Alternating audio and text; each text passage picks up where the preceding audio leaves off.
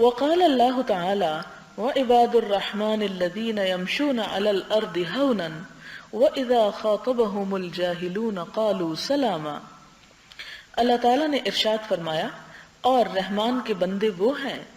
جو زمین پر چلتے ہیں تو آہستہ چلتے ہیں، اور جب گفتگو کرتے ہیں ان سے جاہل تو وہ صرف یہ کہتے ہیں کہ تم سلامت رہو، سلاما۔ یعنی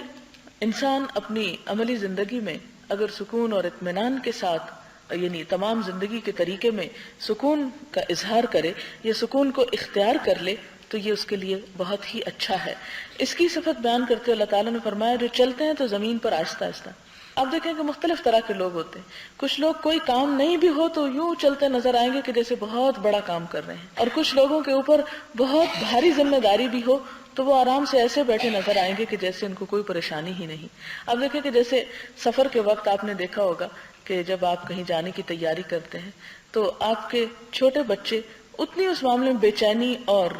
بچپنا دکھاتے ہیں اور بار بار سامان اٹھا کر اندر باہر جلدی کرو جلدی چلو اور ایک شور مچائے رکھتے ہیں، لیکن جتنے سمجھدار لوگ ہوتے ہیں ان کو معلوم ہے کہ اب جانے کا سامان تیار ہے یا وقت ابھی ہے کہ اس میں انسان کچھ اور کام کر سکے، تو وہ اس بے چینی اور پریشانی کا اظہار نہیں کرتے۔ یہی وجہ کہ آپ نے دیکھا ہوگا کہ کچھ لوگوں کے پیٹ میں درد شروع ہو جاتا ہے جب وہ کوئی سفر اختیار کرتے ہیں یا کوئی بڑا کام کرتے ہیں، تو یہ کیا ہے کہ ایکسائٹمنٹ ہوتی ہے، سکون اور طمانینت کی کمی ہوتی ہے اور انسان کو اپنے اوپر اعتماد کم ہوتا ہے، لہذا وہ خوف کا شکار ہو جاتا ہے۔ جبکہ خوف کا شکار ہونے کے بعد انسان اپنی زندگی میں زیادہ بہتر طور پر کام نہیں کر سکتا اور زیادہ تعمیری کام نہیں کر سکتا، کیونکہ ایک چیز کو جب آپ ہوش و حواس میں اطمینان کے ساتھ کریں گے تو وہ زیادہ بہتر ہوگی۔ اسی لیے یہاں تک فرمایا گیا کہ جب نماز کے لیے تم مسجد میں جاؤ، اگرچہ جماعت کھڑی ہو چکی ہو پھر بھی تم وقار کے ساتھ چل کر آؤ، تیزی مت دکھاؤ، بھگدڑ مت مچاؤ، کیونکہ اس سے بھی ہو سکتا ہے نا کہ جو نماز پڑھنے والے ہیں ان کے سکون میں خلل آئے گا کہ کچھ لوگ پیچھے بھاگ رہے ہیں اور ان کو یہ تو نہیں پتا کہ لوگ بھاگ کر آ رہے ہیں یا بھاگ کر جا رہے ہیں، کیونکہ اگر شیطان اس وقت ذہن میں یہ خیال ڈال دے کہ کچھ لوگ نماز چھوڑ کے بھاگ رہے ہیں تو شاید جو دوسرے نماز پڑھنے والے ہیں وہ بھی توڑنے کا ارادہ کر لیں۔ تو اس لیے سکون اور اطمینان اور اس کا سب سے پہلے اظہار جو ہے انسان کی چال میں ہوتا ہے، اور چال ایک سمبل بھی آپ اس کو کہہ سکتے ہیں کہ زندگی میں انسان جو کچھ بھی کرتا ہے وہ دراصل کیا ہے، اس کی چال ہے، اس کا عمل ہے۔ تو فرمایا کہ جو زمین پر آہستہ چلتے ہیں اور جب گفتگو کرتے ہیں جاہلوں سے تو کہتے ہیں تم پر سلامتی ہو۔ اب دیکھیں کہ بعض اوقات آپ جیسے اسپیچ ہی کسی کی سنتے ہیں، تقریر ہی سنتے ہیں، تو بعض اوقات یعنی خطیب حضرات اتنا شور مچاتے ہیں بات کرتے وقت، حالانکہ اگر اس سارے شور کے اندر یہ دیکھا جائے کہ بات کہی کیا گئی تو وہ بالکل ایک معمولی بات ہوگی جو کنوے کی گئی ہوگی، لیکن وہ سارا عمل اس کو ملا کر ایک ایسے سٹائل میں پیش کرے گا کہ جس سے سننے والوں کے اوپر ایک پریشانی یا ایک بدمزگی کی کیفیت جو ہے وہ گزر سکتی ہے۔ تو اس میں گفتگو میں سکون جو ہے وہ بات کو بہتر طور پر دوسرے کو پہنچا سکتا ہے۔ جذبات کا عمل دخل ہونا تو چاہیے، لیکن زیادہ جذباتی باتیں کرنے سے زیادہ بہتری نہیں ہو سکتی۔ اس میں یہ تو ہو سکتا ہے کہ آپ وقتی طور پر کسی کو رلا دیں، کسی کو ہنسا دیں، اس کے جذبات سے کسی بھی طرح آپ کھیلیں، لیکن عملی طور پر وہ بات زیادہ دیر پا نہیں ہو سکتی، زیادہ مفید نہیں ہو سکتی۔ اسی لیے تعلیم کے میدان میں حضور اکرم صلی اللہ علیہ وسلم کا طریقہ کلام اور طریقہ تبلیغ جو ہے بہترین طریقہ ہے کہ جس میں آپ صلی اللہ علیہ وسلم کے بارے میں تو یہاں تک ملتا ہے کہ آپ اس طرح گفتگو فرماتے تھے بعضوں کا سکھاتے وقت کہ آپ کا ایک ایک لفظ گنا جا سکتا تھا، یعنی آہستہ گفتگو فرماتے۔ پھر اسی طرح یہ ہے کہ آپ صلی اللہ علیہ وسلم جب گفتگو فرماتے تو اس میں کچھ چیزیں 3 مرتبہ بھی دہراتے تھے تاکہ سننے والا اس کو سن کر سمجھ سکے۔ ہم چونکہ ہر وقت جلدی میں ہوتے ہیں تو اس لیے سوچتے ہیں کہ بس جلدی جلدی بات پہنچائیں تو شاید اسی طرح دوسرا سمجھ سکے یا سن سکے، حالانکہ جلدی کی ہوئی بات یعنی جلدی جا بھی سکتی ہے، اور جو بات آرام سے کی جائے، سکون کے ساتھ کی جائے، اس کو کنوے کرنے میں بھی آسانی ہوتی ہے اور دوسرے کو سمجھنے میں بھی آسانی ہوتی ہے، اس کو کرنے میں بھی آسانی ہوتی ہے۔ تو اس چیز کا بہرحال ہمیں خیال رکھنا چاہیے۔ ہم ان تمام چیزوں کو، ان تمام اصولوں اور ضابطوں کو بظاہر دیکھ کر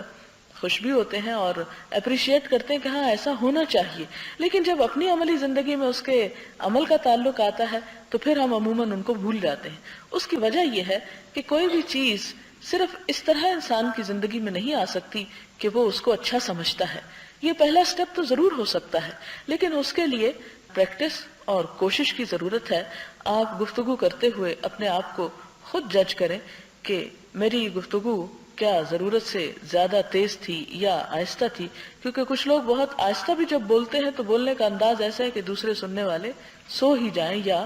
وہ درمیان گفتگو کہیں اور ذہنی تفریح شروع کر دیں۔ تو اس میں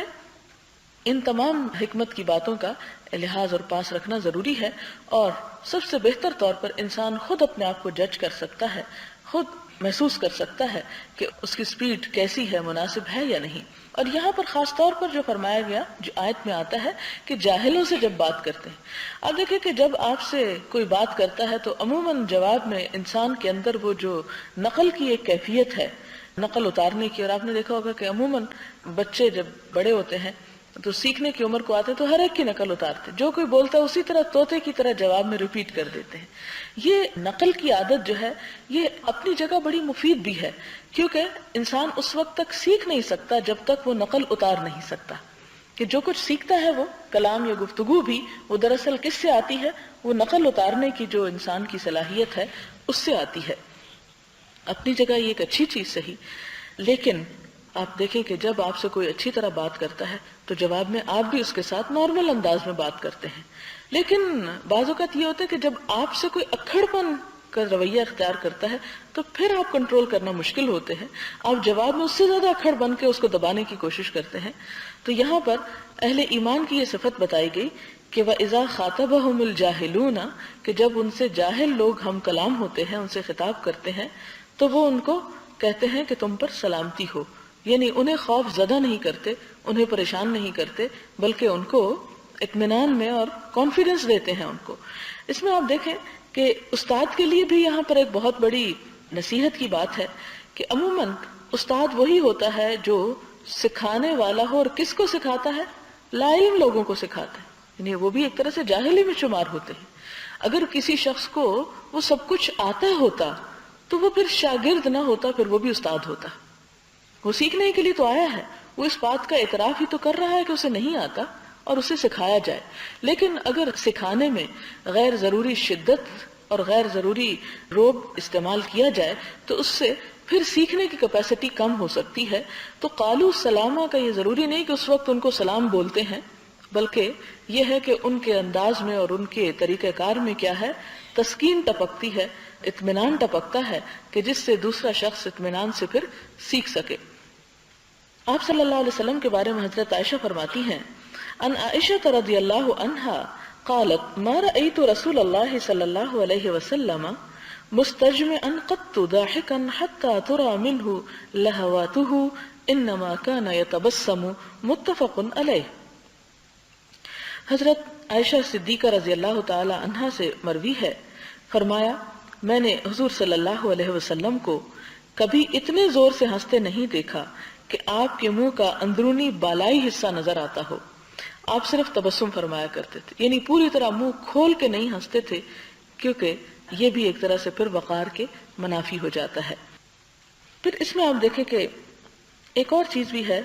کہ اس چیز کو کیوں ناپسند کیا گیا یا کیوں اس سے منع کیا گیا کہ بہت زیادہ زور زور سے انسان نہ ہنسے اور بہت ہنستا ہی نہ چلا جائے۔ اس کی ایک بنیادی وجہ یہ ہے کہ زیادہ ہنسنا بھی دل کو مردہ کر دیتا ہے، اور آپ دیکھیں کہ اگر ہنسنے میں شور کی عادت ہو تو پھر بولنے میں بھی چیخنے کی عادت ہو جاتی ہے، اور رونے میں بھی ایک ہنگامے کی سی کیفیت ہوتی ہے، تو پھر یہ پھر ایک انسان کے جذباتی کیفیت کا اظہار کرتا ہے۔ تو اس لیے اعتدال کی جب بات ہوئی، سکون اور اطمینان اور وقار کی جب بات ہوئی تو پھر وہ تمام چیزوں میں آیا، اور کوئی بھی چیز جو ایک اعتدال کے ساتھ کام کرتی ہے وہ دیر تک کام کر سکتی ہے بنسبت اس چیز کے کہ جو ایک طوفان کی طرح آئے تو وہ طوفان کی طرح ہی جاتی۔ آپ دیکھیں کہ جیسے آہستہ پانی جب بہتا ہے تو اسے بہتے ہوئے اور گزرتے ہوئے ایک وقت لگتا ہے، لیکن جب تیز ایک ریلا آتا ہے تو آپ دیکھیں وہ آتا ہے اور لمحوں میں چلا جاتا ہے۔ تو چونکہ آپ صلی اللہ علیہ وسلم ایک معلم تھے، سکھانے والے تھے، اور آپ آخری نبی تھے، لہٰذا آپ جو کچھ سکھا رہے تھے وہ اس لیے تھا تاکہ وہ لوگوں کے اندر باقی رہ جائے، اور اتنی دیر تو کم از کم ان کے سامنے ایک چیز رہے کہ اس کو وہ پوری طرح سمجھ پائیں۔